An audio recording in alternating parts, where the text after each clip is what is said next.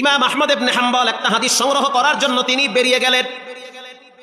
বসরার দিকে যাচ্ছে, লম্বা পথ অতিক্রম করার পর তিনি সিদ্ধান্ত নিলেন যে রাত্র হয়ে গেছে, থাকার জন্য আল্লাহর ঘরে আশ্রয় নেওয়া দরকার। মসজিদে ঢুকলেন, গাট্টি রাইখা নামাজ আদায় করলেন। মসজিদের খাদেমকে বললেন, আজকের রাত্রটা কি মসজিদে থাকা যাবে? খাদেম স্পষ্ট জানায় দিলেন, না, থাকা যাবে না, কারণ থাকা নিষেধ।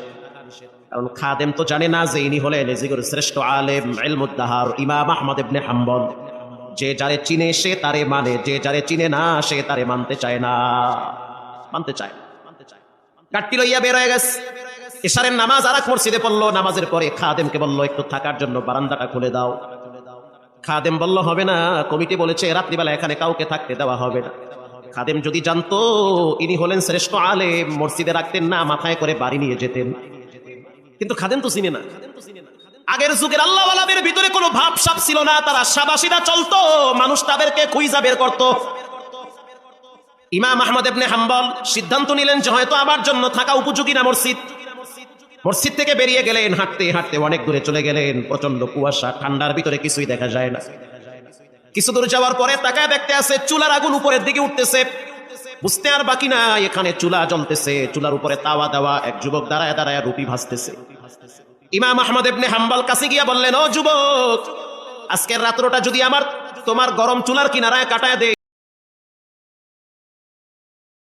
কষ্ট হবে না? আপনি একজন মুসলমান, আমার চুলার কিনারায় যদি আপনি একটু ঘুমান, এটা তো আমার জন্য খুশনসিব। থাকেন আপনি, ভিতরে কম্বল আছে, আইনা দিচ্ছি, রুটি আছে, যত মনে চায় খান, আরামে ঘুমান, ফজরের টাইমে আমি আপনার ডাইকে দিব। ইমাম আহমদ ইবনে হাম্বল কয়, ও দয়ার মালিক আল্লাহ, এ তোমার কেমন নিয়ম? তুই মসজিদে গেছি, ধাক্কায়া বাইর করে দিছে, এখানে দেখি গরম রুটি আর গোশত লইয়া বয়া হইছে। এই জন্য কখনো ঘাবড়াইতে নাই। দরওয়াজা 10টা বন্ধ হতে পারে, 11টার বেলায় খুলে দিতে পারেন কে? কখনো ঘাবড়াবেন না, অস্থির হবেন না। চাকরি হচ্ছে না, বেশি টেনশন করবেন না, চেষ্টা করেন, ট্রাই করেন। আপনার রবের দরওয়াজা কখনোই বন্ধ থাকে না। আপনি উকি মারেন, অটোমেটিকলি ব্যবস্থা করে দিবেন কে? আল্লাহ তাআলা। ইমাম আহমদ ইবনে হাম্বল গাট্টি পাশে রাইখা গরম চুলা দিয়া শুয়ে আছে, আর যুবকের চেহারা দিকে তাকায় দেখতেছে নূর ঝলমল করতেছে। নিজের হাতে পরিশ্রম করতেছে, রুটি বেলতেছে, হাত দিয়া রুটি বেলে, জিব্বা দিয়া বাড়ি মারে, কি পরে কানটা লাগায় শুনতেছে, জিব্বা লড়ায়া লড়ায়া পড়তেছে আস্তাগফিরুল্লাহ। এটা পড়তেছে। এটা কি মনে করছেন আপনি? 20 কোটি টাকা দিলে যে উপকার না হবে, এর চেয়ে বেশি উপকার হবে একবার যদি কেউ ইস্তেগফার করে। এটা আপনাকে তো হেলায় খেলায় আপনি এটা নষ্ট করতে আছেন। আবার শুনতে আছে, জিব্বা লড়াইয়া পড়ে আস্তাগফিরুল্লাহ, রুটি তাওয়ায় দেয় পরে আস্তাগফিরুল্লাহ। যে যারে চিনে সে তারে মানে, যে যার পরিচয় পায় সে তার জন্য পাগল হয়ে যায়। যে তার রবকে চিনছে, জীবন চলে গেল ফজরের টাইমে ঘুমায় থাকতে পারে না। যে তার আল্লাহকে চিনে ফেলাইছে, যে মনে করে যে আমার হায়াতের মালিক আল্লাহ, আমার মতো অনেক মানুষকে রব্বুল আলামিন পঙ্গু বানাইয়া বিছানায় ফেলাইয়া রাখছে। অনেক যুবককে গাড়ি অ্যাক্সিডেন্টের মাধ্যমে কবরের বাসিন্দা বানায় দিছি। হঠাৎ হঠাৎ মানুষদেরকে আল্লাহ তাআলা দুনিয়া থেকে বিদায় করতেছে। কত যুবককে রব্বুল আলামিন ঘুমের ভিতরে জায়গায় প্যারালাইজ বানায়া দিছে। যে তার রবকে চিনে জীবন পা বাড়াইতে পারে না। ইমাম আহমদ ইবনে হাম্বল তাকায় দেখতে আছে, যুবক রুটি ভাজে আর পরে আস্তাগফিরুল্লাহ। কাস্টমার দোকানে ঢুকতেছে, পড়তেছে আস্তাগফিরুল্লাহ, রুটি খাচ্ছে, পরে আস্তাগফিরুল্লাহ। কাস্টমার টাকা দেয়, টাকা ক্যাশ বাক্সে ঢুকায়, পরে আস্তাগফিরুল্লাহ। ইমাম আহমদ ইবনে হাম্বল আশ্চর্য হয়ে গেলেন, কৌতূহল বশত প্রশ্ন করলেন, এটা কোন তসবিহ খালি আস্তাগফিরুল্লাহই পড়ে? এই যুবক, কি পড়ো রে ভাই?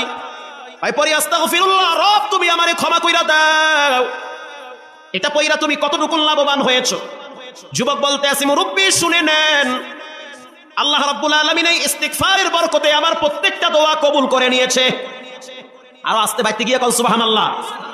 আপনি কি মনে করছেন সব দোয়া কবুল? আল্লাহ আমাকে মুস্তাজাবুদ দাওয়া বানায়া দিয়েছে। মুস্তাজাবুদ দাওয়া তাকে বলা হয় যার প্রতিটা দোয়া কবুল করেন কে? সব দোয়া কবুল। ইমাম আহমদ ইবনে হাম্বল গরমের শীতের দিন অস্থির হয়ে গেছে, বলে কি সব দোয়া কবুল? কিন্তু আফসোস, একটা দোয়া এখনো কবুল হয় নাই।